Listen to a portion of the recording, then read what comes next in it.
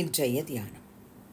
நீ உன் தேவனாகிய கர்த்தரின் சத்தத்தை கவனமாய் கேட்டு அவர் பார்வைக்கு செம்மையானவைகளை செய்து அவர் கட்டளைகளுக்கு செவி கொடுத்து அவருடைய நியமங்கள் யாவையும் கைக்கொண்டால் நான் எகிப்தியருக்கு வரப்பண்ணின வியாதிகளில் ஒன்றையும் உனக்கு வரப்பண்ணேன்.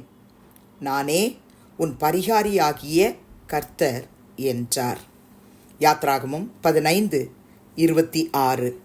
ஆண்டவரும் இரட்சகருமாகிய இயேசு கிறிஸ்துவின் நாமத்தினாலே இந்த காலை வேளையிலே இன்றைய தியான நிகழ்ச்சியின் வாயிலாக உங்கள் ஒவ்வொருவரையும் சந்திப்பதில் நான் கிறிஸ்துவுக்குள் மிக்க மகிழ்ச்சி அடைகிறேன். பிரியமானவர்களே, அடிக்கடி நம்ம இந்த வசனத்தை நம்முடைய பலவீன நேரத்தில், சுகவீன நேரத்தில், வியாதியின் படுக்கையில் இந்த வார்த்தையை சொல்லி நம்ம ஜெபிக்கிறது நம்முடைய வழக்கம், நம்முடைய பழக்கம். நம்ம இந்த வசனத்தினுடைய முன்பகுதியை அநேக முறை தியானித்திருக்கிறோம். யாருக்கு இந்த வார்த்தை சொல்கிறாரு? நானே உன் பரிகாரியாகிய கர்த்தர். யாருக்கு சொல்கிறாரு?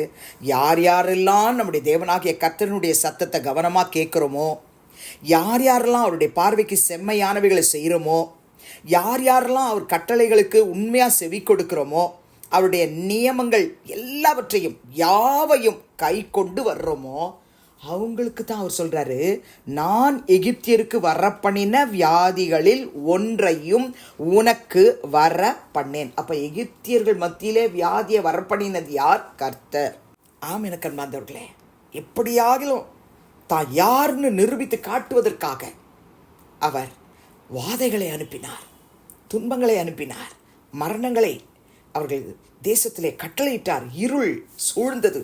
ஆனால் கர்த்தர் அவருடைய பிள்ளைகளுக்கு சொல்லும்போது, எகிப்தியருக்கு வரப்பண்ணின வியாதிகளில் ஒன்றையும் உனக்கு, ரட்சிக்கப்பட்ட மகனே மகளே, உனக்கு வர பண்ணேன் அப்படின்னு ப்ராமிஸ் பண்றார்.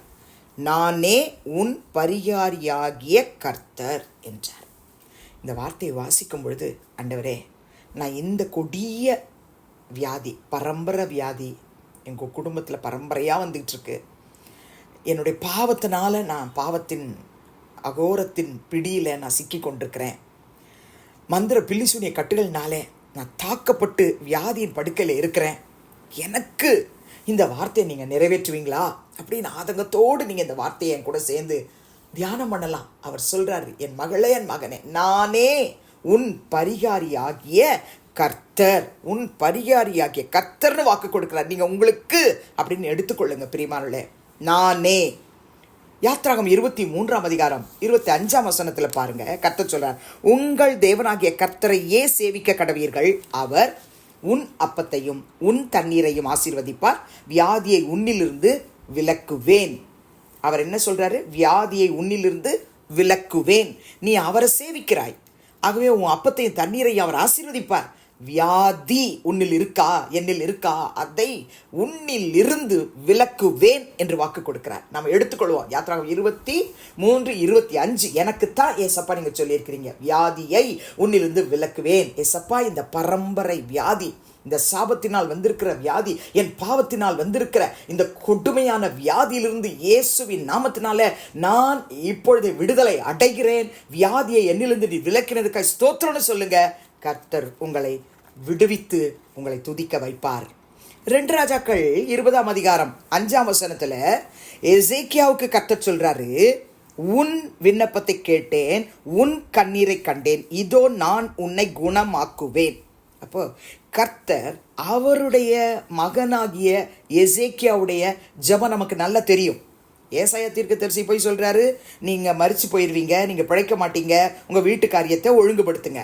அவர் அந்த வார்த்தையை பொருட்படுத்தாமல் சோர்புறமாய் திரும்பி கர்த்தருடைய சமூகத்தில் ஜெபம் பண்ணி, கர்த்தாவே, நான் உங்களுக்கு முன்பாக உண்மையும் மனம் உத்தமமாய் நடந்து உங்கள் பார்வைக்கு நலமானதை செய்தேனே, அதை நினைத்தருளும் அப்படின்னு விண்ணப்பம் பண்ணி மிகவும் அழுதான் என்று பார்க்கிறோம். அந்த அழுகை கர்த்தரிடத்திலிருந்து எப்படிப்பட்ட ஒரு ஆன்சரை கொண்டு வந்ததுன்னா, உன் விண்ணப்பத்தை கேட்டேன், உன் கண்ணீரை கண்டேன், உன்னை நான் குணமாக்குவேன்.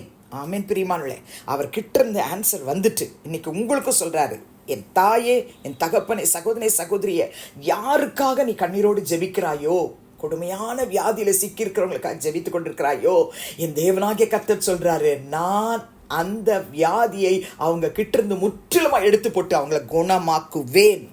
சங்கீதம் 41 3 வாசித்து பாருங்கள். படுக்கையின் மேல் வியாதியாய் கிடக்கிற அவனை கர்த்தர் தாங்குவார்.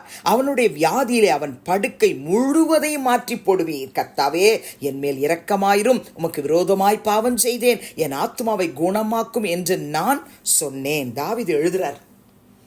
அப்படி ஒருவேளை தாவீதை போல நானும் பாவம் செஞ்சிருக்கிறேன் ஏசப்பா, அது நிமித்தம் வியாதியின் படுக்கையில் இருக்கிறேன்னு சொல்றீங்களா? கண்ணீரோடு அவரை பிடிச்சிக்கோங்க, அவருடைய வஸ்திரத்தை பிடிச்சிட்டு சொல்லி கேளுங்க, ஆண்டவரே இந்த வார்த்தையை நான் எனக்குன்னு எடுத்துக்கிறேன், வியாதியை படுக்கை முழுவதையும் மாற்றி போடுவீர் அப்படின்னா எனக்கும் போடுங்கப்பா, என் மேலே இரக்கமாயிருங்கப்பா, உங்களுக்கு விரோதமாக நான் பாவம் செஞ்சுட்டேன், என் ஆத்துமாவை குணமாக்கும் அப்படின்னு நம்ம சொல்லும்பொழுது கர்த்தர் யாத்ராகமம் 15:26 நானே உன் பரிகாரியாகிய கர்த்தர்னு சொல்வார். ஜெபிக்கலாமா? அன்பின் பிதாவே, இயேசு கிறிஸ்துவின் நாமத்தில் இந்த காலையில் நம்முடைய சமூகத்துக்கு நாங்கள் வருகிறோம். யார் யார் எப்படிப்பட்ட மன உளைச்சலுக்குள்ளாய், மன வேதனைக்குள்ளாய், ஆண்டவரே வியாதியின் படுக்கையிலிருந்து மீள முடியாதபடிக்கு கண்ணீரோடு ஜெபிக்கிறாங்களோ அவங்க எல்லாரையும் நினைத்தருளுவீராக. நாங்கள் ஒருமனப்பட்டு கேட்கிறோம் ஆண்டவர். யாத்ராகமம் 15:26 நீரே அவர்களுக்கு பரிகாரியாகிய கர்த்தராயிருமப்பா. யாத்ராகமம் 23:25 வியாதியை உன்னிலிருந்து விலக்குவேன்னு அவங்க செவியில சொல்லுங்கப்பா. ஆண்டவரே, உன் விண்ணப்பத்தை கேட்ட, உன் கண்ணீரை கண்ட உன்னை நான் குணமாக்குவேன்னு சொல்லுங்கப்பா.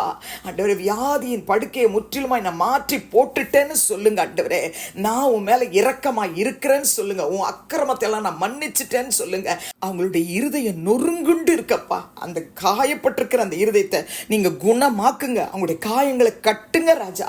விண்ணப்பத்தை கேட்டு அப்படியே நீங்க அவங்களை கட்டி ஆசீர்வதிக்க போகிறதுக்காய் ஸ்தோத்திரம். பரம்பரை வியாதிகள், பாவத்தினால் வந்த வியாதிகள், சாபத்தினால் வந்த வியாதிகள், பிசாசினால் வந்த வியாதிகள், மந்திர பில்லிசூனிய கட்டுகளினால் வந்திருக்கிற எல்லா வியாதியின் கட்டுகளையும் யாத்ராகமம் 15:26 நீர் பரிகாரியாகிய கர்த்தர் முற்றிலுமாய் அழித்ததற்காய் நன்றி. இயேசுவின் நாமத்தில் பிதாவே, ஆமேன். கிறிஸ்துவுக்குள் பிரியமானவர்களே, இந்த நாளிலே கர்த்தர் தாமே உங்களோடு கூட இருப்பாராக, உங்களை ஆசீர்வதிப்பாராக, உங்களை நடத்துவாராக. ஆமேன்.